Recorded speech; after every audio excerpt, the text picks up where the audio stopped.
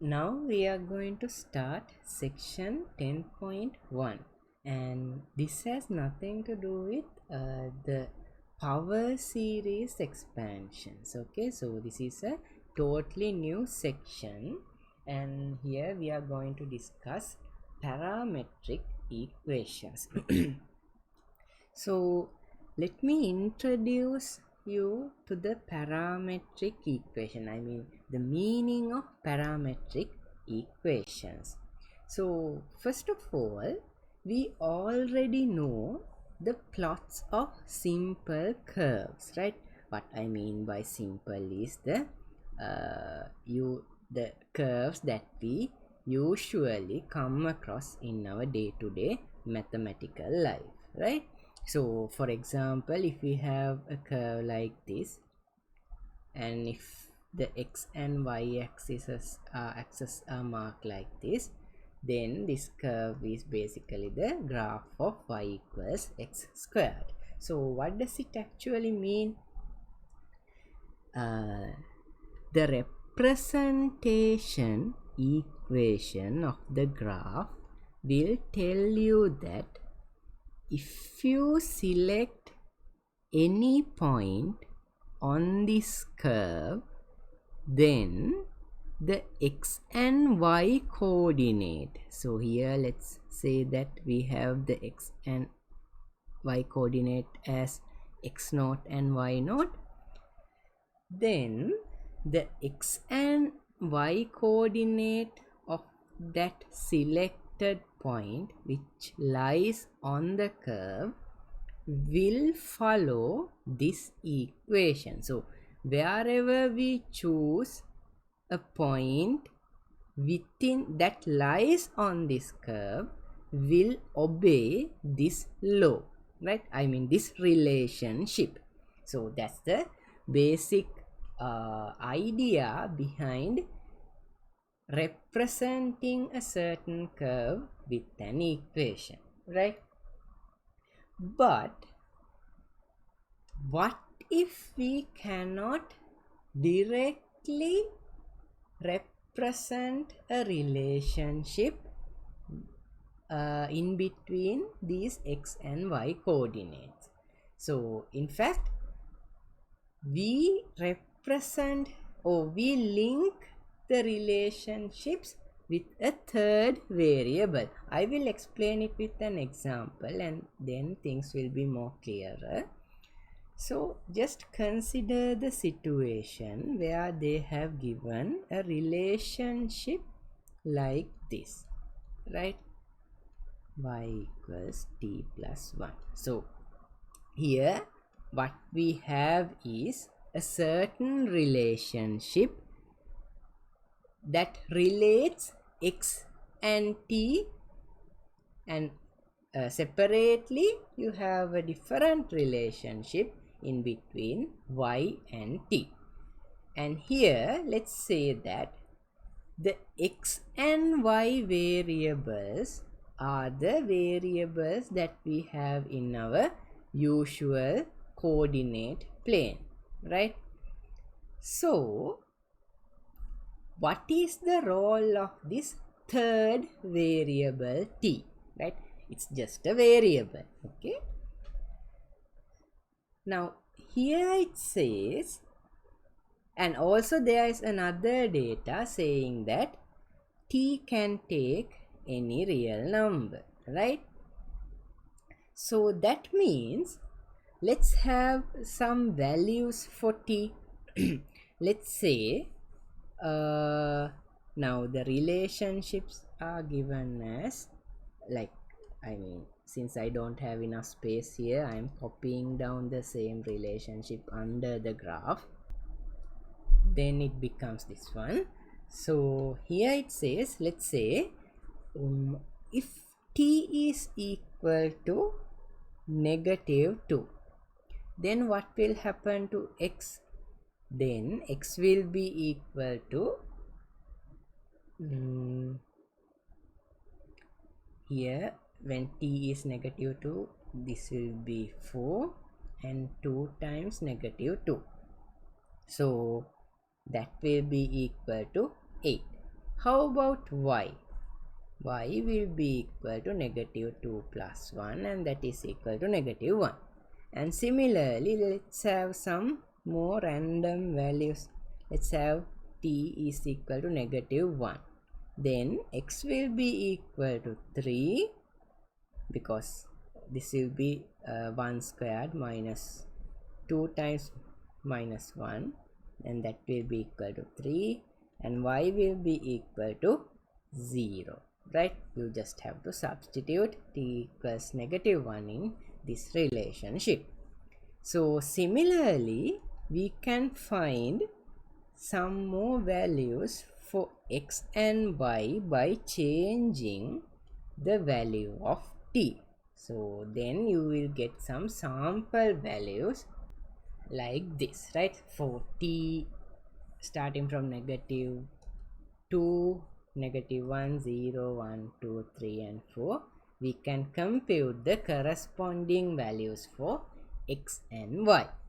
And then how about plotting x and y in our x and y coordinate axis? So here the two axes represents x and y. Okay, so there is no mentioning of t in this plot, but the thing is, x and y variables were determined according to the value of t, right? So now for this one, the coordinate will be positive 8, negative 1. So that will be somewhere here. And then for this t value, the x coordinate will be 3, y coordinate will be 0. So this is the point that corresponds to t equals negative 2. And for t equals negative 1, you will get a point at here, because it has a x coordinate of 3 and the y coordinate of 0. So basically what we have is the point 3, 0, right?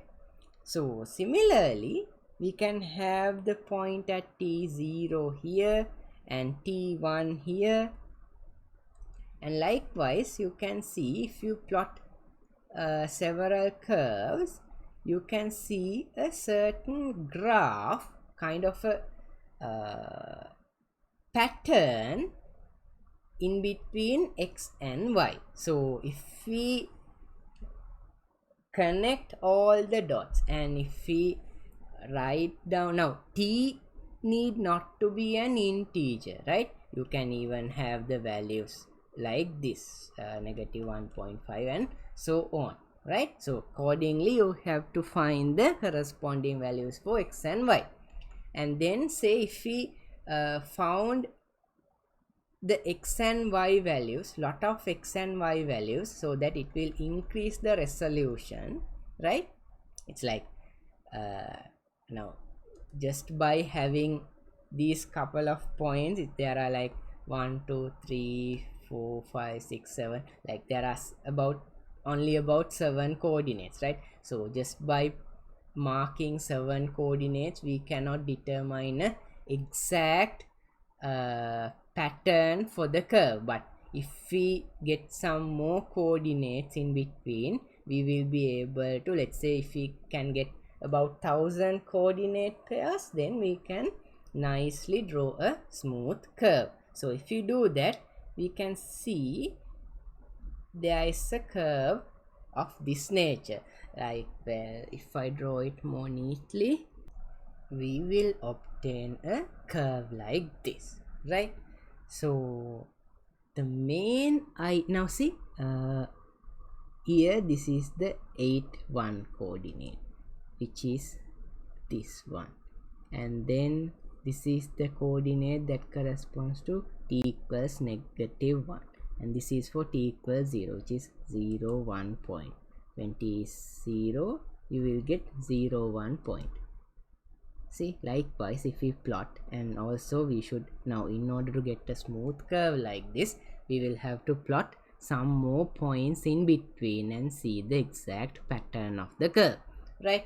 So we can easily do it through a computer or a graphing calculator, right? So now the basic idea that you should get when you say a parametric form is some relationship of this nature. That is, we are dealing with a plot in the xy plane, but the relationships are not given directly like this, right? So here the relationship between x and y are given directly, but here the relationships are given with respect to a third variable, and this is called the parametric equation, right?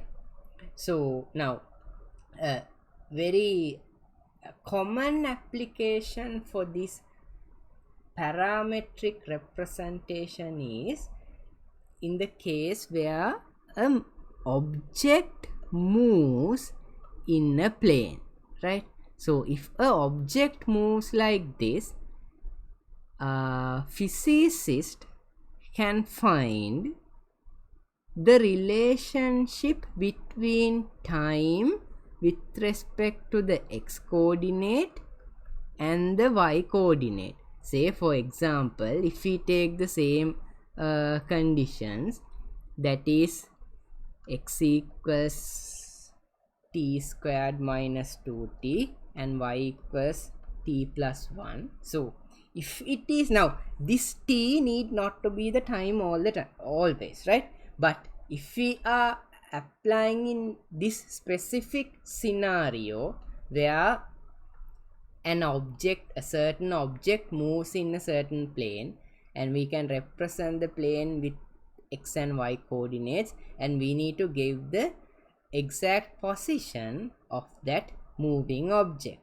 So let's say by a certain experiment, physicists and mathematicians have found the relationship of x and y like this. That means at each particular time, now here if we include this relationship for this particular scenario, then the third variable will become the time, right? So here according to this experiment, t represents the time, right? So, and now I am not saying that t in this parametric form in general represent time always, right? So it is not a must for t to be the time, but here in this experiment it should be. It totally depend on the context, right? So here it says for each and every particular time we can give the corresponding x coordinate of the object and the corresponding y coordinate of the object separately. And now since t is time in this particular experiment, we cannot take negative values like this, right? So that totally depend on the time, I mean the nature of the experiment, right? So here we should start at t equals 0. So here it says according to the given equation, if the physicists have found out the relationships take this nature, then that means at the starting position, that means when you start the clock, then x coordinate will be equal to 0 and the y coordinate will be equal to 1. So we are going to start this object will start moving at this position, right? And then it will follow all these coordinates thereafter. So at time equals 1 second, then the x coordinate will be -1, y coordinate will be 2. Now x coordinate can take negative values, okay, but time cannot, right? So when t equals 2 seconds, x coordinate will be 0, y coordinate will be 3. So likewise we can plot all the intermediate values as well, and then we can easily figure out the shape of the path traced by this moving object. So that's basically a application of the parametric form. So from this video what you should understand is there is a certain thing called parametric representation, and that is that mainly focuses on plotting a certain curve or describing a certain curve. But there normally if we describe a certain curve, we directly, what we have already learned is to represent that relationship directly with respect to x and y variables. But in this topic of parametric equations, basically within this section 10, we focus on describing the relationship with this x and y with respect to a third variable t, right? And remember, this t need not to be the time always, right? So that will, the third variable, if we are using it in an application, this third variable will be determined depending on the context. And we will be learning some more theories related to the parametric format in the next couple of videos.